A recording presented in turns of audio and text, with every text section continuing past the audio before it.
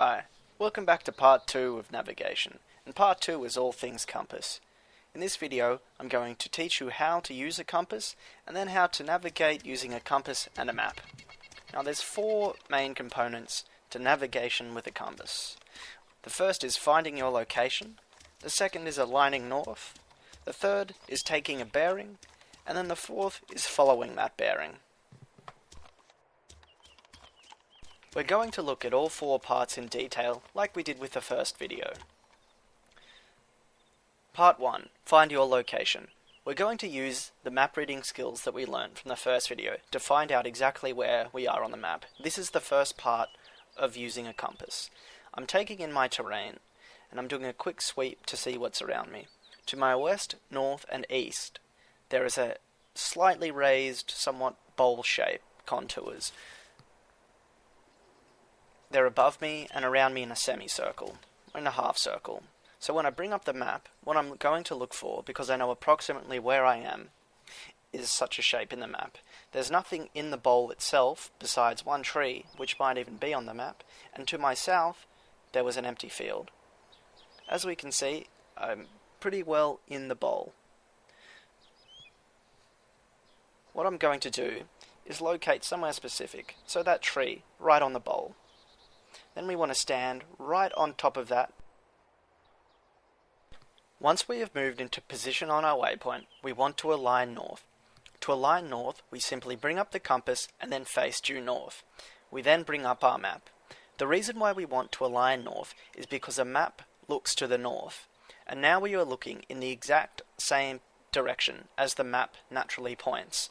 When we have the map at north perfectly aligned, it allows us to take a very accurate compass bearing. Part 3. Take a bearing. To take a bearing, we want to move the compass towards our waypoint, which is our current location. We then want to move the compass somewhat towards the direction we'd like to travel. I want to travel northwest to the town. We then close the map, and then turn towards the direction that we'd like to travel in.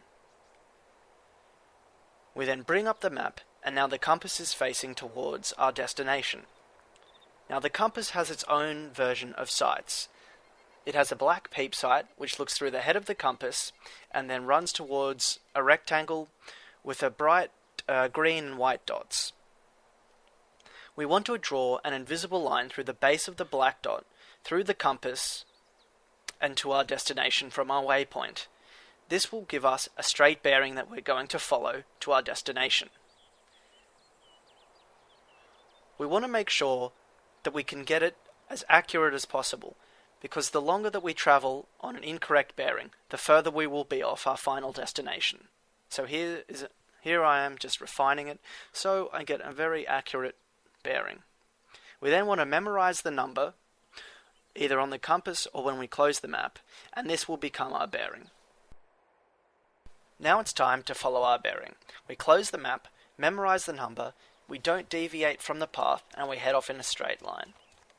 But here we've come to our first problem, obstructions. But that's okay. We use the sight on the compass, the white dot, to mark an easily identifiable object, that bright white tree. We can then get off the current course. We then find that obstacle and line ourselves up in the exact same bearing, which is the number on the compass that we were travelling in before. Now I'm in line with the tree, I continue on with my journey. That was a pretty easy one. Let's see something more complex. I've come up to a big cliff, so I line up a bush, memorize the bearing, I look around with free look, get in line with the bush, bring up the bearing, and then I follow in the exact same line. Let's see how we go. Here you see I arrived at the furthest most house that I was originally scoping up if you go back and check what I was doing on the map. I popped some zombies for some fun, and then here I am at the town. Now here's a quick recap. What we want to do is find our location, align north, take a bearing, and follow it. I'm travelling near the northeast airfield at the end of this road, and I found the house. I've aligned north. Now I bring up the map, take a bearing, then I move my compass on the map into the appropriate location. I line it up, This time it's pretty well due south of the house, so I can see I'm almost heading in a line straight towards it. And then close the map, and then I follow my bearing. And there you can see the house perfectly lined up over the crest of the hill. So now you know how to use a compass. I'm going to show you two more examples of some navigation, and there's not going to be any indications as to where I am.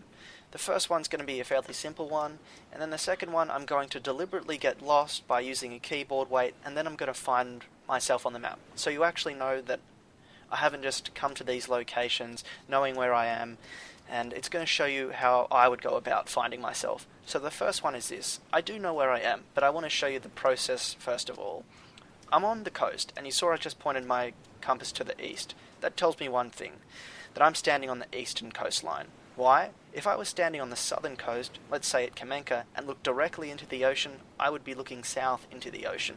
So I know that when I start looking on the map, I'm going to be looking on the entire eastern coastline for where I am. So now I'm going to have a look at some topographic features to figure out where I am. There's some big rocks here. There's a peninsula to my south that comes out past my current location. There's more of a just straight beach up the coast.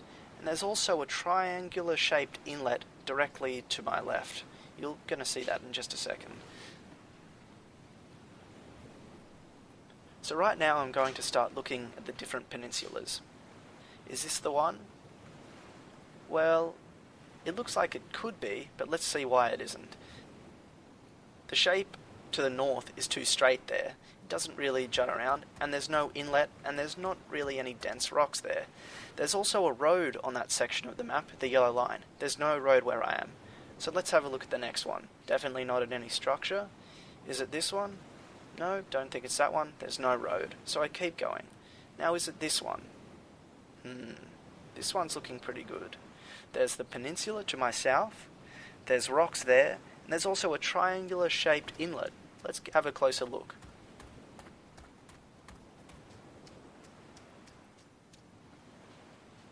So we bring up the map, and look at that. You can see the white line there.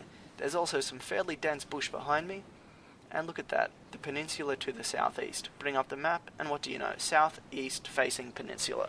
So now I've identified where I am. Now I'm going to align north. But first I want to put a very specific point to stand on the map. So I'm standing at the point of that inlet. And now I'm going to navigate to my hidden camp. And I'm going to do this in a way that will show you that once you get an exact bearing, you don't even need to look at where you're going in order to find out, in order to get to the destination that you choose. So I'm just going to play around with the compass, get it in line, and then you're going to see me looking at the ground, and I'm not even going to look up or adjust where I'm going.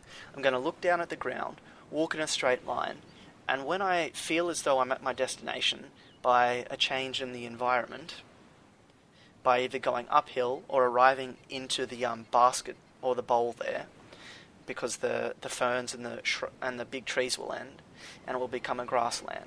So I'm just going to align this up very carefully, and then I'm going to walk without even looking where I'm going. So here we go. Looking down at the ground. This is actually quite a long walk. I've times the play speed by 10 to make it nice and quick.